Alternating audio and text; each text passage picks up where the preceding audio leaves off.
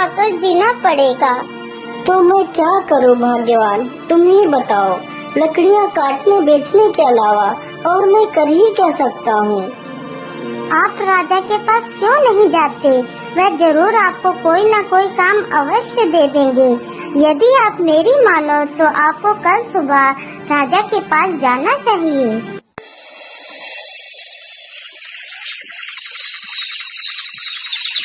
सुबह होते ही सुल्तान सिंह राजा से मिलने के लिए चल पड़ता है।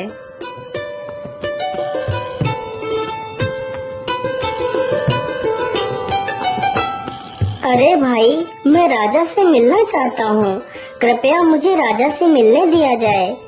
हाँ, ठीक है, आप यहीं ठहरिए, हम आपका संदेश राजा तक पहुँचा देते हैं।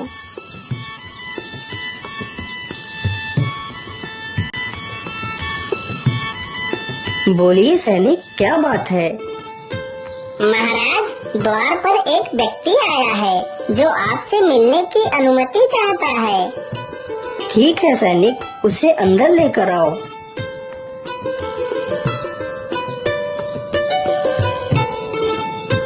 बोलिए, क्या बात है?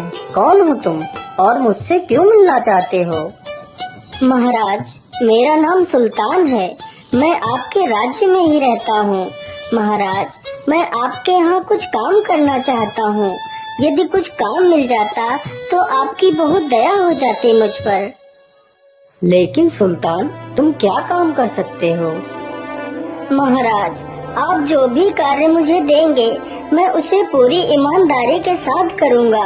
महाराज, यदि आपने मुझे कोई काम नहीं दिया तो हमारे बीवी बच्चे भूखे मर जाएंगे। इतना कहकर सुल्तान की आंखों में आंसू आ जाते हैं। अरे सुल्तान, तुम शांत हो जाओ। मैं एक राजा हूँ और मैं जब तक जीवित हूँ तब तक कोई भूखा नहीं मरेगा। जाओ सुल्तान, कल से तुम मेरे एक विशेष अंगरक्षक हो। महाराज, आपकी जय हो। आप तो मेरे लिए भगवान के समान हो गए हैं, जिसने मेरे परिवार को मरने से बचा लिया। आप महान हैं महाराज। मैं भगवान से यही प्रार्थना करता हूँ कि आपका राज्य पहले से कहीं ज्यादा बड़ा हो जाए और आपकी उम्र लंबी हो जाए। सुल्तान सिंह खुशी से फूला नहीं समा रहा था।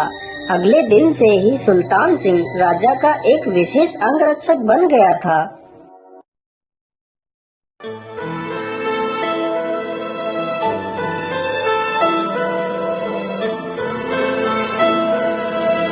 अरे सुल्तान सिंह, हमें बहुत जोर की प्यास लगी है, हमारे लिए कुछ पानी लेकर आओ। जी महाराज, मैं अभी पानी लेकर आता हूँ।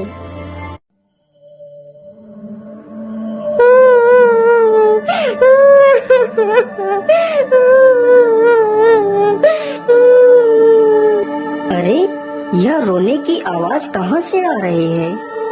सुनो सुल्तान, जो रोने की आवाज मुझे सुनाई दे रही है, क्या वही आवाज तुम्हें भी सुनाई दे रही है? हाँ महाराज, यह आवाज मुझे भी सुनाई दे रही है। लेकिन यह आवाज तो मुझे लगता है शमशान से आ रही है। हाँ महाराज, यह आवाज शमशान से ही आ रही है। अरे सुल्तान सिंह, तुम जाकर देखो, इतनी रात्रि में कौन रो रहा है? सुल्तान सिंह तुरंत ही अपनी तलवार उठाता है और शमशान की ओर निकल पड़ता है। उधर राजा किसी गहरी सोच में डूब जाता है। किसी विद्वान ने कहा है, जिसको अपना नौकर आजमाना हो तो उसे बेवक्त कोई भी काम बता दें। यदि अपना मित्र आजमाना हो तो बुरे वक्त में उससे सहायता अवश्य मांगे। चलो, आज मैं देखता हूँ सुल्तान मेरे लिए क्या करता है।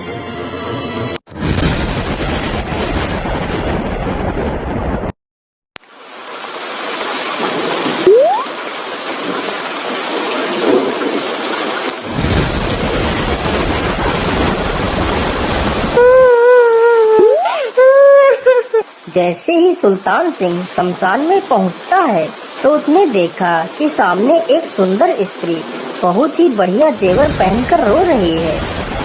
तुम कौन हो देवी, और ऐसे क्यों रो रही हो? वह भी रात के समय इस शमशान भूमि में रोने का क्या अर्थ है?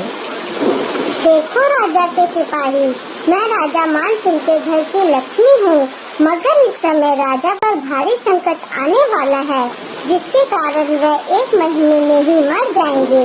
बस यही दुख है मुझे, इसीलिए मैं रो रही हूँ। हे देवी माँ, क्या राजा को इस संकट की घड़ी से बचाने का कोई उपाय नहीं है? उपाय तो है पुत्र, लेकिन उसके लिए बहुत बड़ी कुर्बानी देनी पड़ेगी। हे देवी माँ, आप सिर्फ मुझे उपाय बताइए, मैं अपने राजा के लिए कोई भी कुर्बानी दे सकता हूँ।